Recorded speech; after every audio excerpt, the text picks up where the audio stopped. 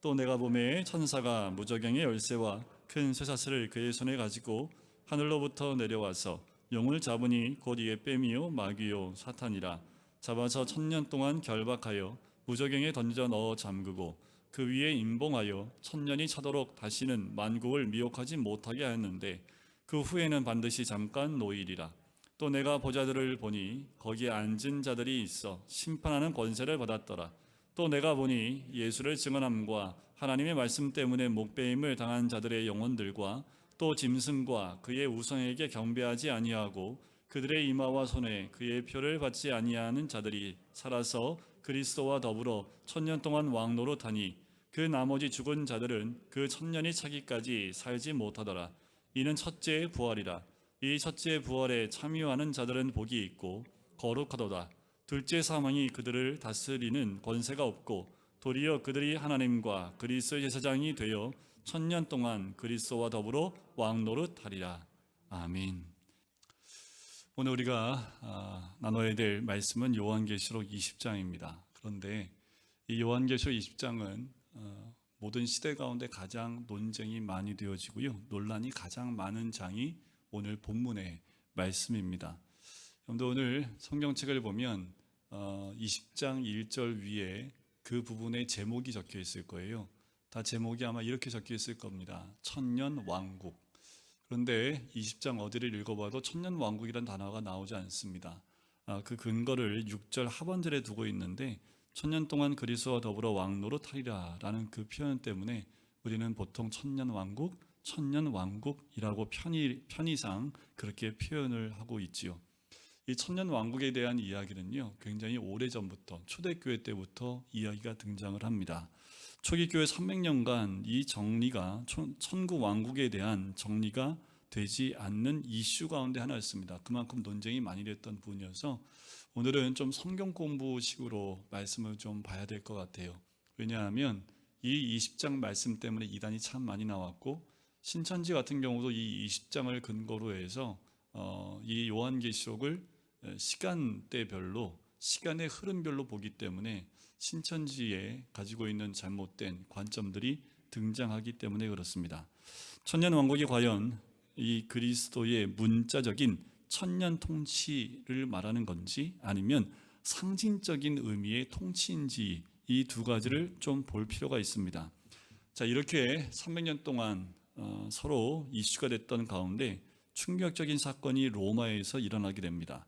주 410년경에 서고트족이 800년간 한 번도 침략을 당해본 적이 없는 로마를 침공합니다. 그 사흘 동안 대대적인 약탈을 감행하게 돼요. 이게 로마 사회에 굉장히 큰 충격을 주게 됩니다. 왜냐하면 로마는 이제는 힘으로 모든 세계를 제패했지만 시간이 가면서 신성화되기 시작을 합니다. 그래서 로마는 영원하다는 믿음이 있는데 그것이 한순간에 무너져 버렸기 때문에 큰 충격을 받게 되지요.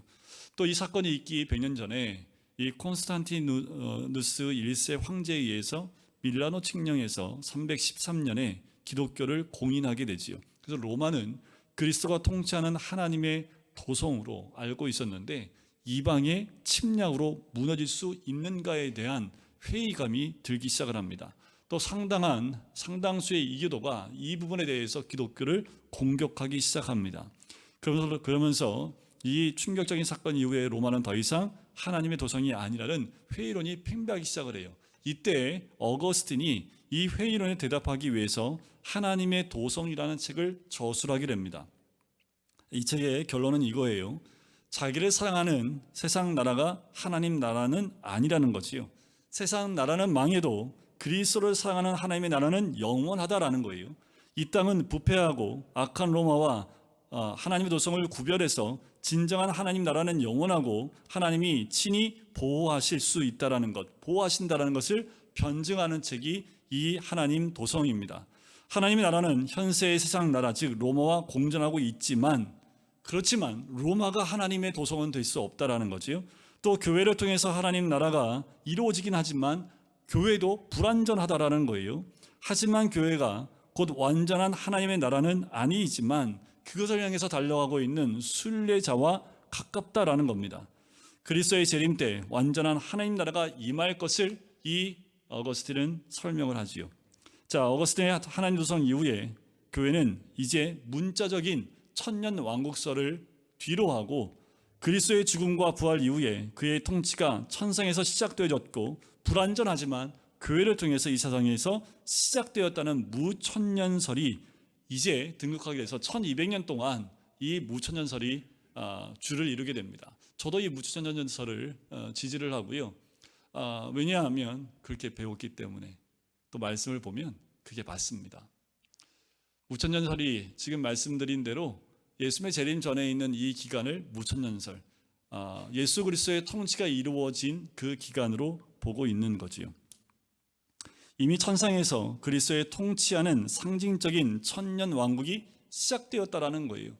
그럼 이런 질문이 들어야겠죠. 그럼 오늘 말씀대로 6절에 보면 천년 동안 그리스도와 더불어 왕도로 산다는 얘기인데, 그 왕도로는 누가 하고 있다는 얘기입니까? 제가 하고 있어요? 앞만 봐도 나는 안 하는 것 같은데, 나는 왕노릇 안 하고 있는 것 같은데, 이미 성경에는 왕노릇 하고 있다고 얘기를 하고, 그럼 누가 왕노릇 하고 있는 거예요? 여기에 대한 답을 나중에 드리도록 하겠습니다. 이 천년설에 큰 문제가 된 게 뭐냐면 설이 세 가지가 있어요. 후천년설, 전천년설, 무천년설. 몰라도 됩니다. 근데 일단은 알아두셔야 될 것 같아서 제가 알려드리는데, 저도 설명은 드리지만 한 일주일 지나면 저도 헷갈릴 것 같아요. 자, 이 후천년설, 천년 왕국, 천년을 두고 얘기하는 건데 기준점은 재림입니다.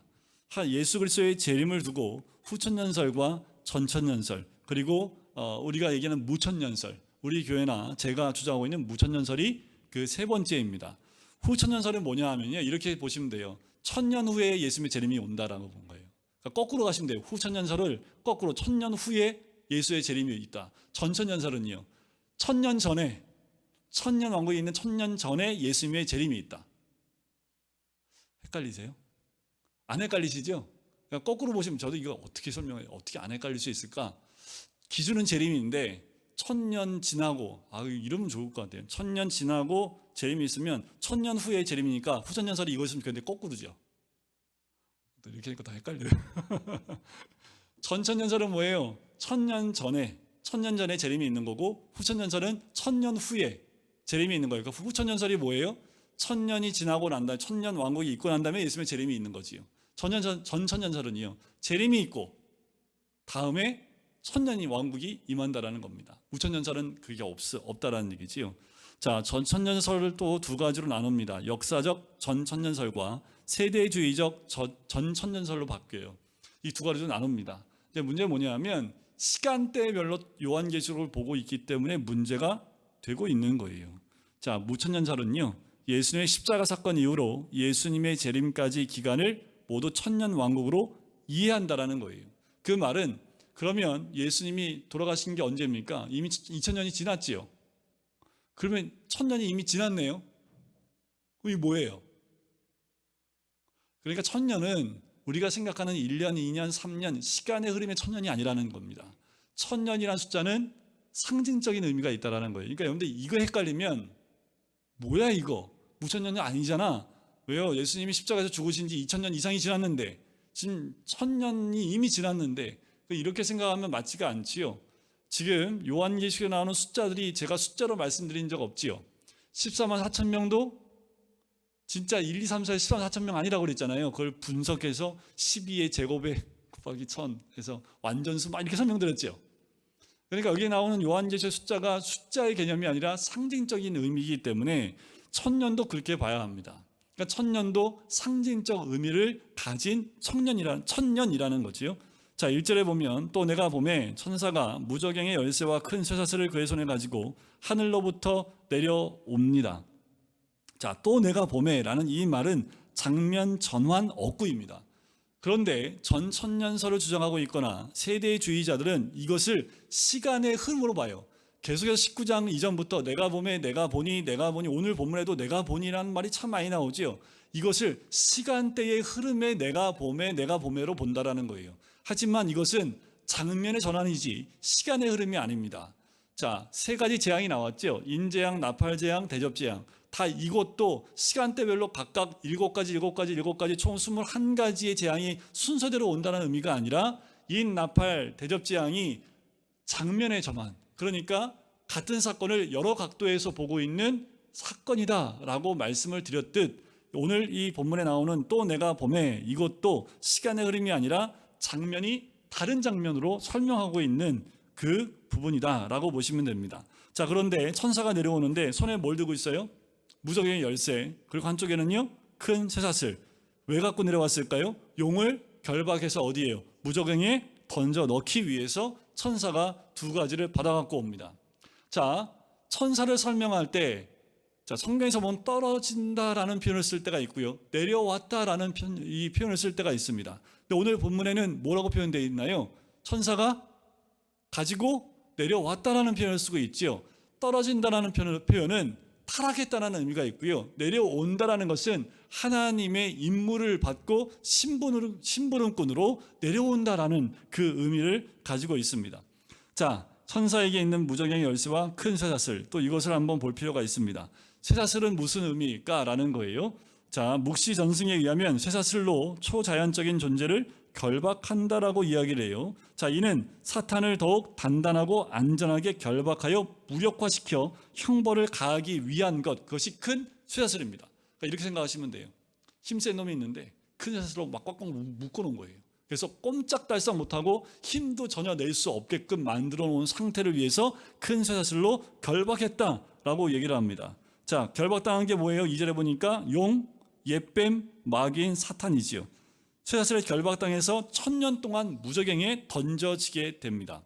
자, 성경에서 여러 가지 표현 가운데 문학적인 표현들이 굉장히 많아요. 여기서 이 무저갱은 성경에 보면, 원어에 보면 지옥을 의미하는 그 말이 무저갱인데, 여기에서 이 무저갱은 바로 악한 영들의 감옥이다라고 보시면 됩니다. 자, 이 악한 영, 무저갱은, 자, 이렇게 생각하시면 안 돼요. 우리가 이 요한계시록을 보면서 우리가 좀 미혹되는 것들이 뭐가 있냐면, 이런 것들을 시각화해서 보여주니까 미혹이 됩니다.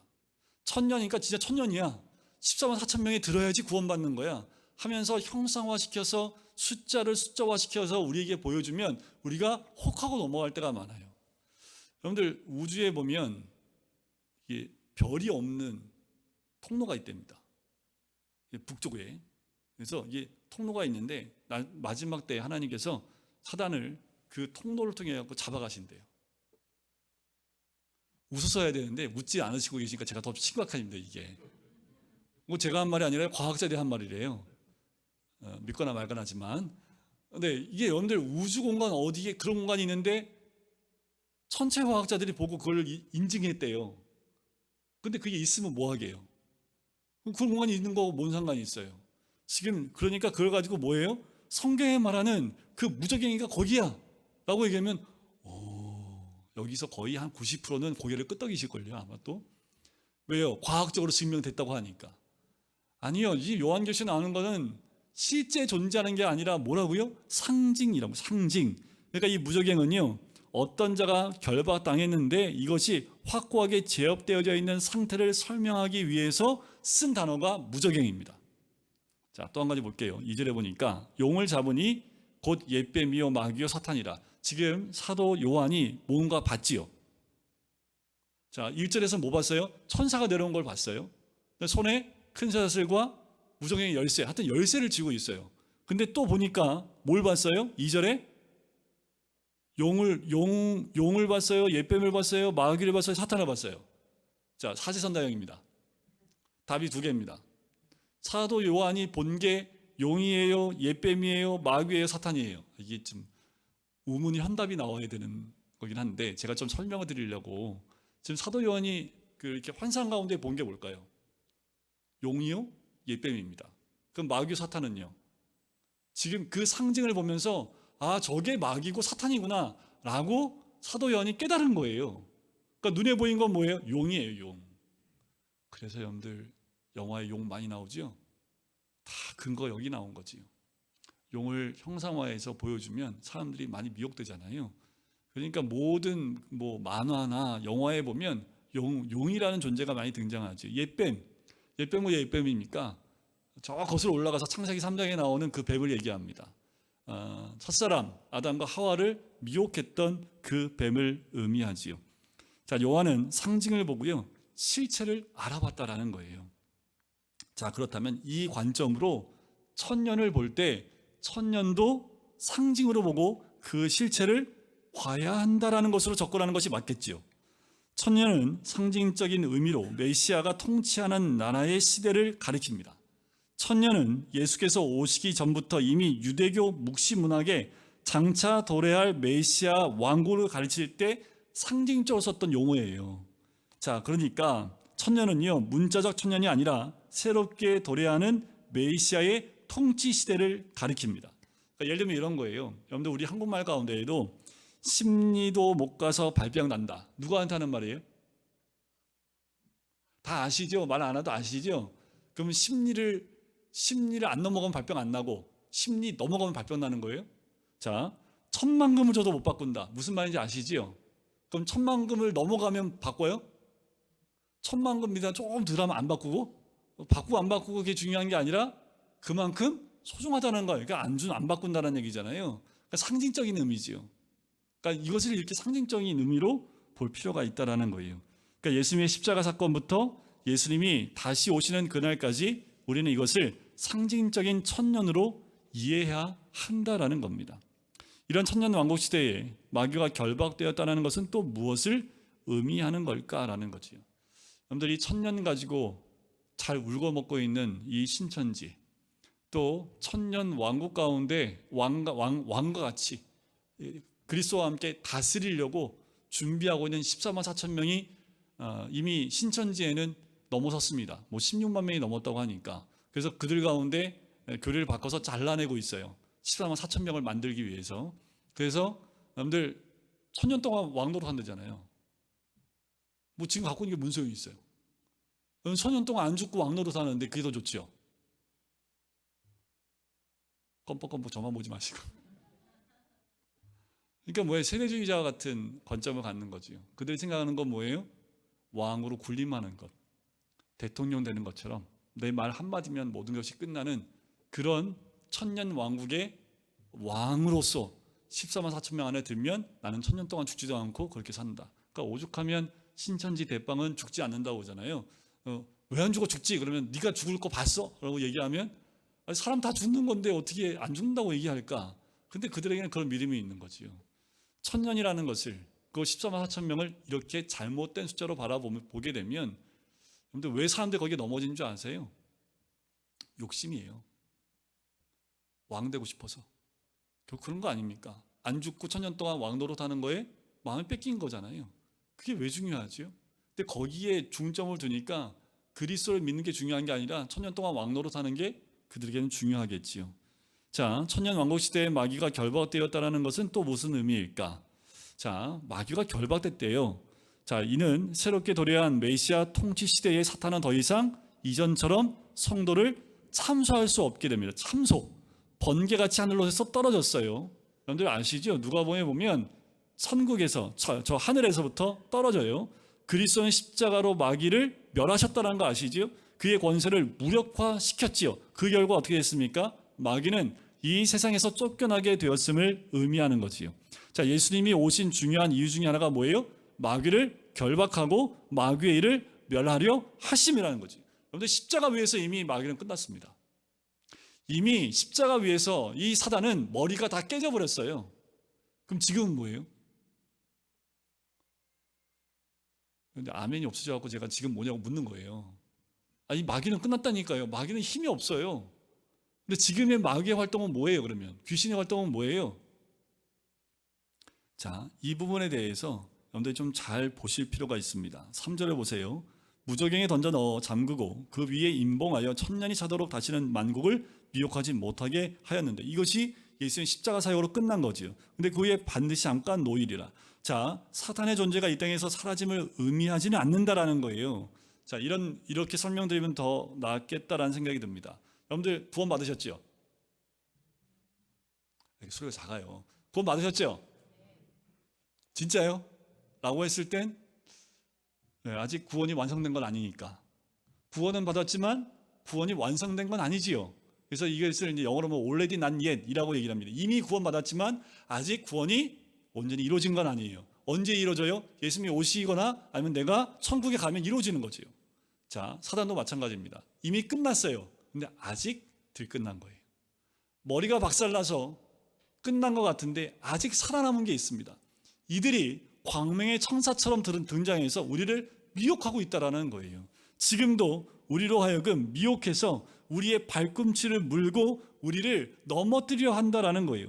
이들의 특징이 뭡니까? 사탄은 불신자의 마음을 혼미하게 하고 광명한 천사로 가장하고 공중의 권세 잡고 불순종의 아들들 가운데 역사하고 성도에게 괴계를 부리며 성도에게 올무를 노려하고 우는 사자같이 두루다니며 삼킬자를 찾고 있다는 거예요.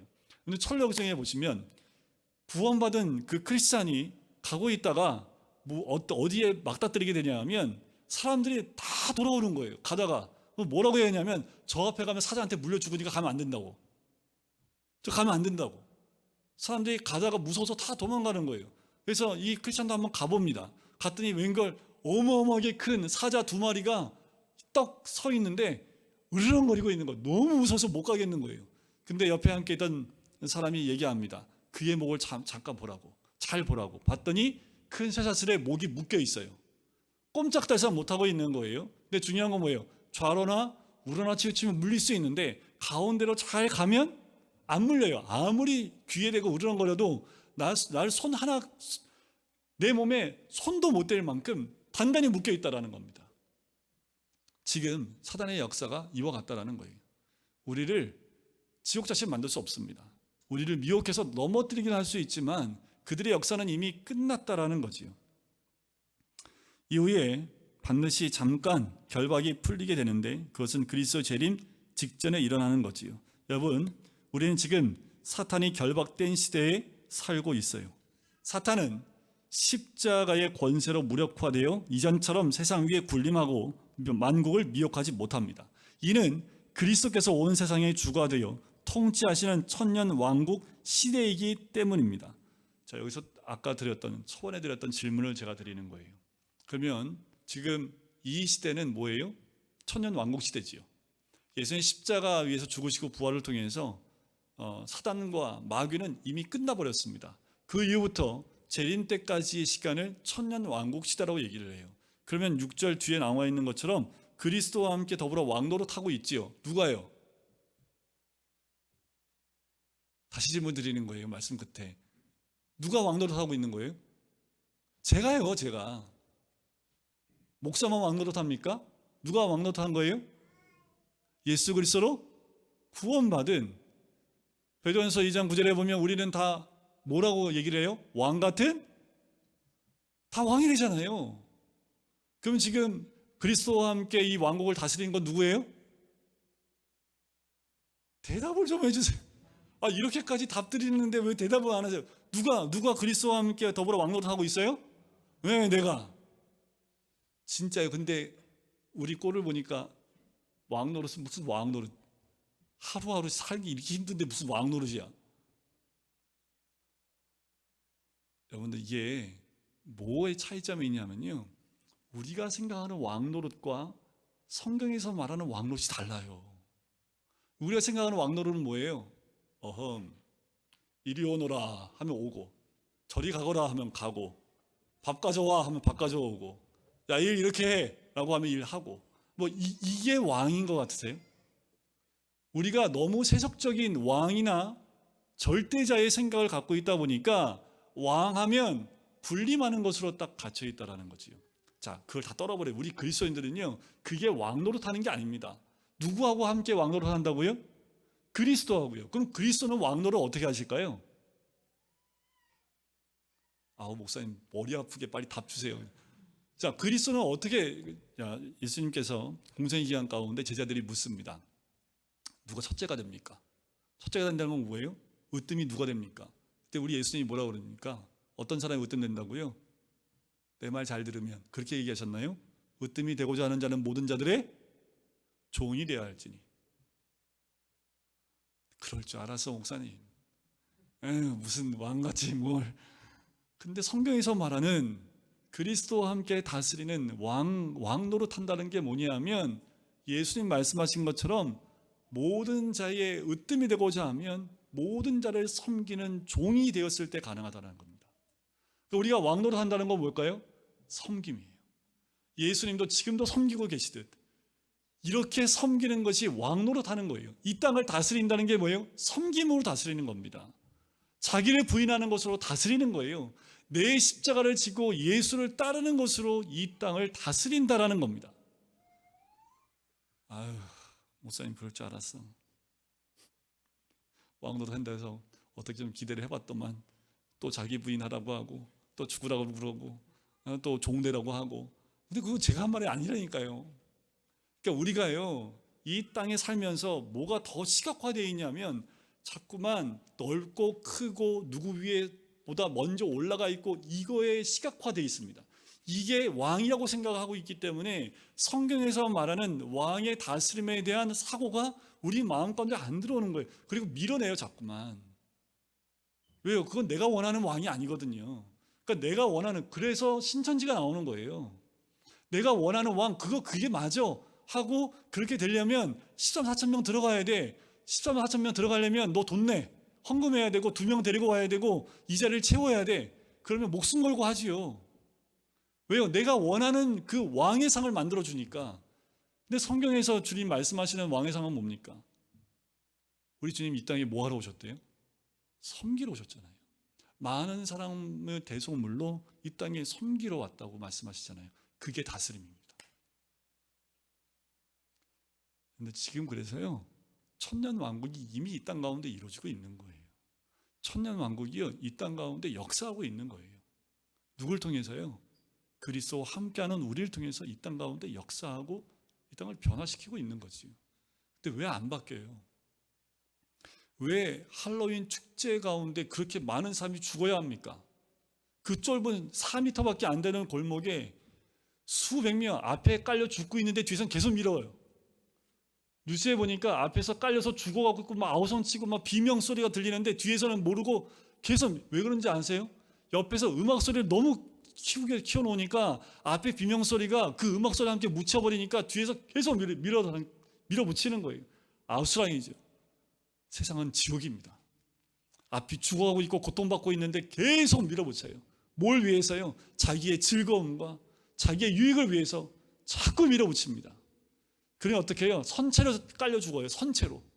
150명이 여러분들 그 짧은 통로 안에서 죽는다고 생각해 보세요. 깔려 죽는 건 몇십 명 안 됩니다. 상상해 보세요. 서가지고 압축돼서 죽는 거예요. 뒤에서 계속 밀어붙이니까 앞에는 절벽처럼 넘어져서 더 이상 가지 못하는데 계속 밀어붙이니까 압살을 당해 서서. 그게 지옥이지요. 그 땅을 어떻게 바꿀 수 있습니까? 어떻게 바꿀 수 있을까요? 이 땅이 그리스도와 함께 우리가 왕노릇하며 다스리고 있음에도 불구하고 여전히 이 땅 가운데 사단에 의해서, 그 어둠의 영대에 의해서 미혹당하는 수없이 많은 영혼들이 아직 있다라는 거지요. 긴장하셔야 됩니다. 그리고 이 마지막 때 주님 오실 때까지 우리는 왕노릇 잘 해야 합니다. 그것이 우리에게 주시는 하나님의 음성이지요. 이번 주에 학교 앞에 우리 아이들 태우러 한번 갔더니 동사무소에서 할로윈 광고하고 있더라고요. 거기서 어이가 없어가지고, 할 짓이 그렇게 없나 동사무소에서. 초등학교 아이들한테 할로윈 축제하고 있으니까 저쪽 가라고. 또 가봤더니요, 거기에 할로윈 옷 다 갖다 놓고 옷 입히고 사진 찍고 있어요. 교회 안 다니는 분들이겠죠. 엄마들이 애들한테 다 입혀하고 사진 찍히고 있더라고요. 그래서 신고했어요. 구청한테 전화해서. 뭐 하는 짓이냐고, 이게. 할로윈이 우리나라 축제도 아니고 애들 귀신 복장하는 걸 학교 앞에서 저걸 광고하고 있는 게 말이 맞냐. 학교에도 전화했더니 그 데스크는 없어졌더라고요. 근데 할로윈 축제는 붙여 있어요, 그대로. 여러분들, 우리가 정신 차리지 않으면 세상은 점점 미혹된 길로 갑니다. 세상은 점점 어둠의 길로 가요. 여러분들, 우리가 이 땅 가운데 그리스도와 함께 다스리는 왕노릇하는 것들을 잘 하셔야죠. 우리가 잘하면 세상은 하나님의 통치가 있는 세상으로 바뀌게 될 줄 믿습니다. 다시 한번 우리가 이 땅의 주님의 천년 왕국 가운데 있는 하나님 백성으로 왕노릇할 수 있는 주의 백성 되시기를 주님의 이름으로 간절히 축원드립니다. 사랑의 주님, 세상이 점점 어두움으로 죄악으로 달려가고 있는 모습을 봅니다. 죄악 가운데 넘어져가고 있는 많은 심령들, 생명을 잃어버리는 수없이 많은 영혼들, 우리가 그리스도와 함께 왕노릇을 하지 못하기에, 하나님 나라를 이 땅 가운데 이루지 못하기에 너무나 많은 영혼들이 죽어가고 있고 또 죽임을 당하고 있는 모습을 봅니다. 하나는 우리의 죄입니다. 그리스도와 함께 온전한 왕이 되지 못했기에 그 많은 영혼들이 죽어가고 있는 것을 봅니다. 하나님, 우리 한 사람 한 사람이 그리스도와 함께 왕노릇할 때에 이 땅 가운데 온전한 하나님의 나라가 이루어질 줄 믿습니다. 우리 교회가 하나님 나라가 되게 하여 주시고, 우리 가정이 하나님의 도성이 되게 하여 주시고, 우리가 일하는 일터가 하나님의 도성이 될 수 있도록 축복하여 주시옵소서.